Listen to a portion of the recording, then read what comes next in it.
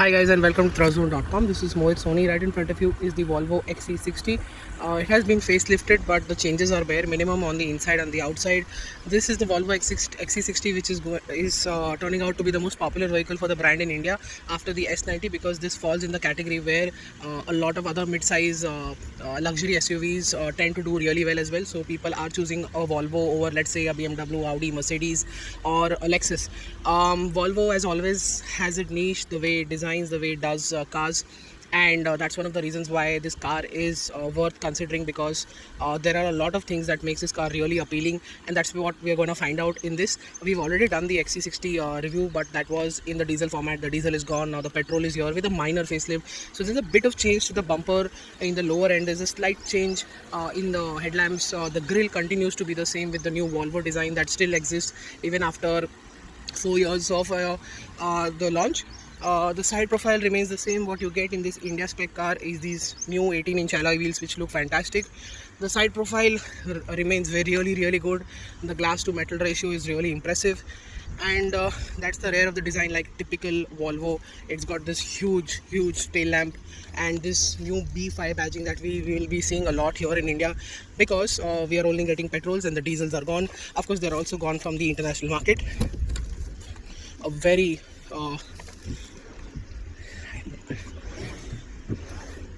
so that's how the boot looks like. And in the India spec version, you also get a mild hybrid system along with a space saver tire. So that's a brilliant thing, and this is something that other manufacturers also need to learn from Volvo, that both things can be done really well. Just a look at the fuel cap, that's how it looks like. And getting inside behind my own driving position here, giving you an idea. Of course, the car still remains the same as before. Very good knee room, very good leg room. Under thigh support is also really good. Headroom is good, not great, but despite the large panoramic sunroof that is on offer, you've got your lights, which is touch operated, which is fantastic. You've got a cup holder and can holder here integrated really well. You've got a charging point below and AC vents that work like this. Got a net, a very small sized door pad. Bowers and Wilkins sound system is absolutely amazing, and that's the lock button for the door, which is unique. Air vents, height adjustable seats, a hook for your coats, and a very good leather that is used and in throughout the cabin. Feels extra special, feels absolutely different than anything else that we've seen in the segment before. The quality is just spot on. It doesn't show any signs of cost cutting. It truly feels like an luxury SUV of the past, like how Volvo does stuff. They continue to do that even today. At the front, you can see there's a wood inlay, contrast stitching, soft touch materials everywhere. Even down here, it's soft touch material, which is fantastic. You don't see that anywhere in the segment easily. 12-volt socket. Probably you can keep some coins here. That's how the cup holders look like. That's the wireless charger, auto hold, electric parking brake, charging here as well, and a center armrest to keep some stuff. And yeah, that's how the new Google infotainment system looks like. It's entirely Google based, so us Android guys are really happy the fact that we see similar things that on the screen here. You've lost ambient lighting, I think, which was never offered. The drive modes have gone as well, and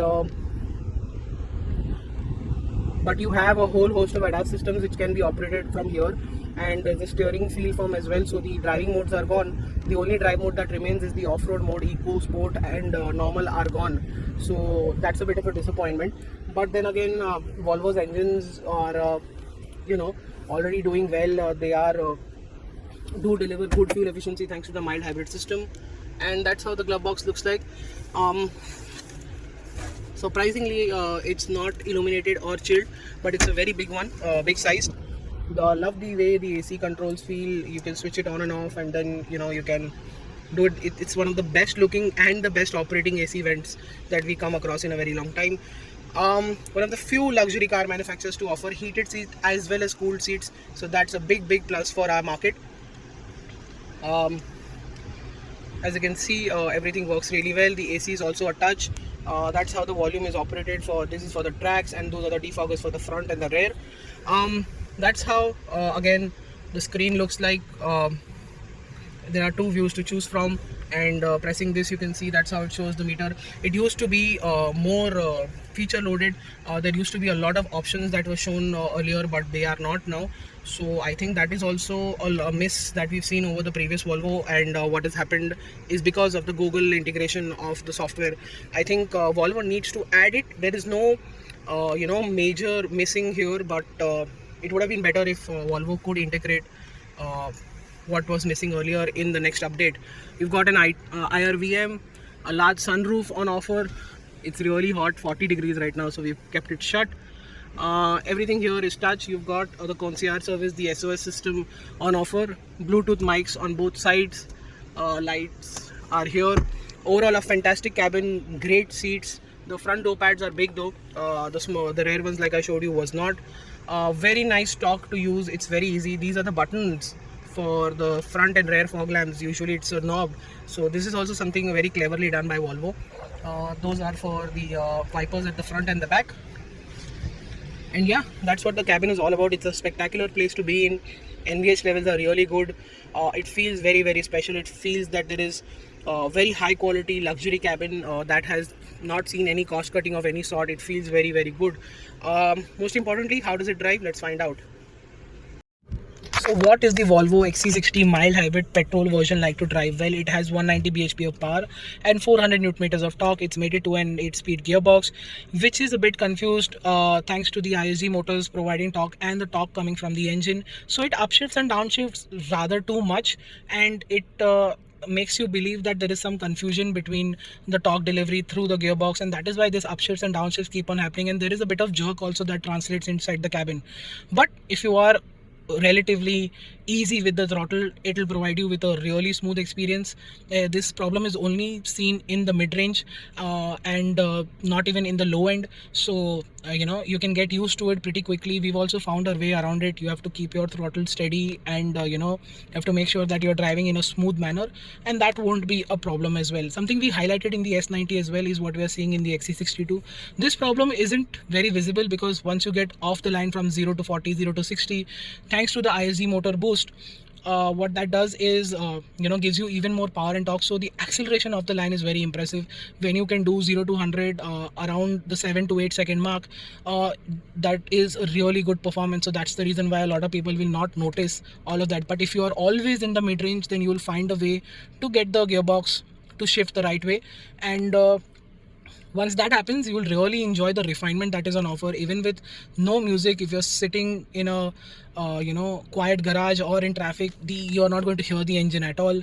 Road noise and wind noise, of course, is really well in check. Even traffic noise is well in check because the glass is so thick on the Volvo XC60 that traffic noise does not creep in inside the cabin. So that elevates your driving experience. It gets you the luxury that you need from a car of this size and price, and that makes the driving experience even better.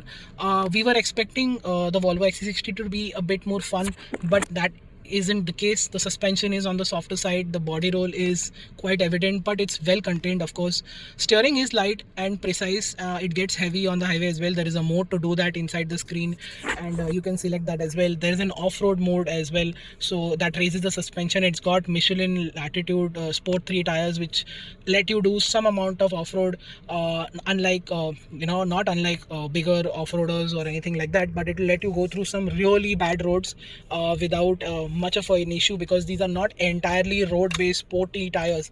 These are almost all-terrain tires, and that is a great move by Volvo for the Indian market. And even if it's available in other markets as well, this is a really good move.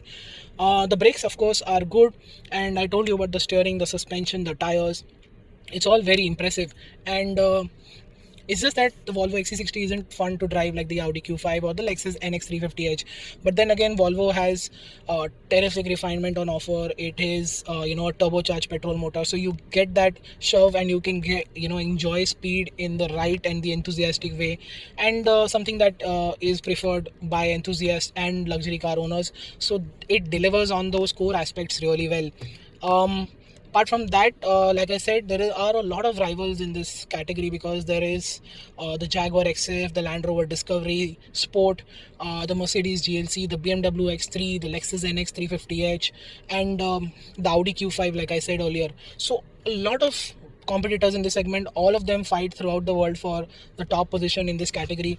Volvo remains one of our top choices, top 3 choices, and we are really impressed with the XC60, what it has to offer. We've told you in the past when we drove the petrol and diesel a couple of years ago in 2017 or 2018 that this car is really good on what it offers. Sure, it's lost, it doesn't have many features, it has lost some features as well. We missed the Volvo's own infotainment system, and something that was very near to the XC90. The XC90 is in a different league altogether now. At the same time, the XC60 has all of that but has lost a bit of elements and features in the progress. But then again, the pricing still remains very impressive and very attractive, around the 65 lakh rupees marks ex showroom. I think that is still pretty good value. Holding on to that price tag for almost more than 4 to 5 years is really good, and that's the reason why that is helping Volvo gain volumes, and that is their commitment to the Indian market as well. And Volvo has its own unique traits and unique elements that make it bespoke and something that a luxury car owner looks forward. So you can definitely check out the Volvo XC60. We highly recommend that you have a look at this car in this segment before you go with any monotonous rivals, because the Volvo is here to impress you. One test drive, a good amount of time in the car will make you realize that this is something truly special, and you should definitely consider this car as well. Thank you so much for watching. Follow us on our website and social media for everyday updates. Subscribe, like and share.